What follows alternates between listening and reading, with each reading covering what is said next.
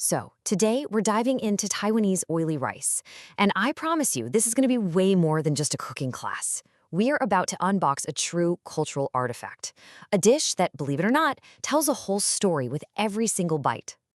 I mean, this quote just nails it. Think about it. Long before you could post a picture of your newborn on Instagram or create a Facebook event for a big celebration, this was the original status update. It was how families announced their biggest, happiest news to the entire community. All right, so let's get into it. Let's unpack what makes this dish so much more than just the sum of its parts. How in the world did a simple bowl of rice become the original social feed?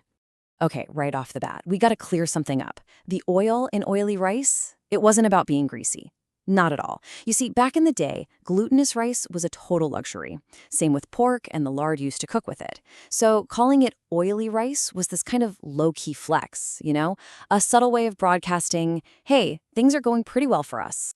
And this is where you really see its role as that heavyweight social message.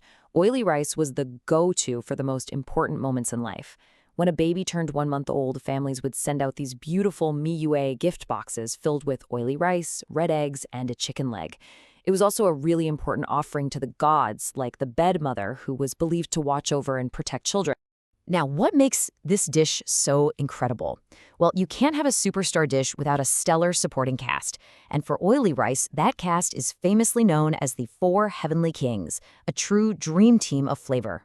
And trust me, every single one of these guys has a job to do. You've got the red shallots, which, when fried in pork lard, become the absolute soul of the dish. Then you have the dried shiitake mushrooms, and they have to be dried. They're the umami bomb. The dried shrimp bring in that salty, punchy flavor from the sea, and the long-grain glutinous rice, well, that's the tough guy.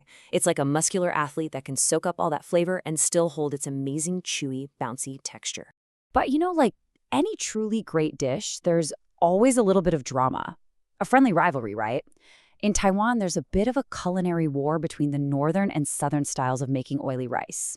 And it all comes down to one thing: texture. So the difference is actually fascinating. The northern style steams the rice first, then mixes it with all the separately cooked toppings. What you get is these firm, distinct grains that almost feel like they're dancing on your tongue. The southern style, though, is totally different.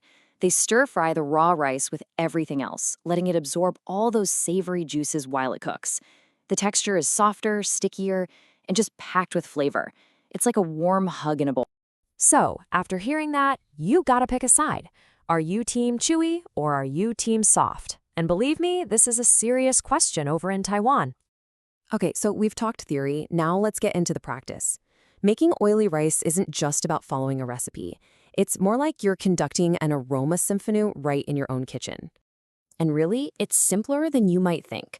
Step 1 is giving that tough guy glutinous rice a nice long spa day, just a good soak for a few hours.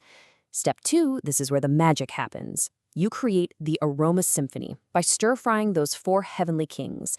Your kitchen will smell absolutely incredible.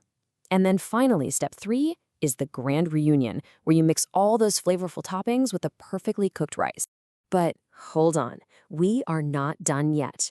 Even after all of that, there is one final, absolutely critical component, a secret weapon that takes the entire dish to a whole other level. Seriously, eating oily rice without its special sauce is like watching a movie without popcorn. You don't do it. I mean, the dish is fantastic on its own, but the sauce is what makes it legendary. And here it is, Taiwanese sweet chili sauce. This stuff is not like any other chili sauce. It's way more sweet than it is spicy, and it's got this wonderful tanginess that just cuts right through the richness of the pork lard and the rice. It brightens everything up and makes it pretty much impossible to stop after just one bowl. So whatever you do, do not skip the sauce. So after all that, the only question left is, want a bowl? Now that you know the story behind this incredible dish, I really hope you'll go seek it out, or maybe even try conducting your own aroma symphony at home. It really is so much more than just a meal. It's a taste of history.